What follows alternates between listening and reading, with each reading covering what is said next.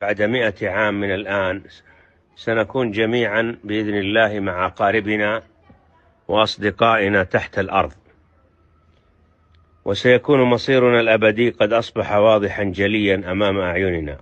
هناك بعد 100 عام وسط الظلام والسكون سندرك كم كانت الدنيا تافهة، وسنتمنى لو أمضينا أعمارنا كلها في عزائم الأمور وجمع الحسنات وخاصة الصدقات الجارية. وسيطلق بعضنا صرخات استغاثة لا طائل منها، كما قال تعالى: رب ارجعون لعلي أعمل صالحا فيما تركت، كلا إنها كلمة هو قائلها ومن ورائهم برزخ إلى يوم يبعثون. وسيقول آخر: ربي لولا أخرتني إلى أجل قريب فأصدق وأكن من الصالحين. وسيقول آخر: يا ليتني قدمت لحياتي.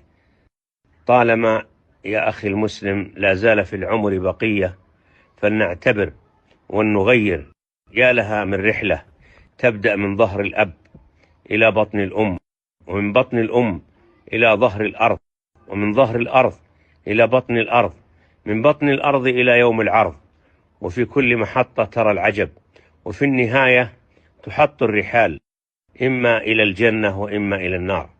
شيئان أخي المسلم يحزنان: رجل لم يدخل المسجد إلا في جنازته، وامرأة لم تستر نفسها إلا في كفنها.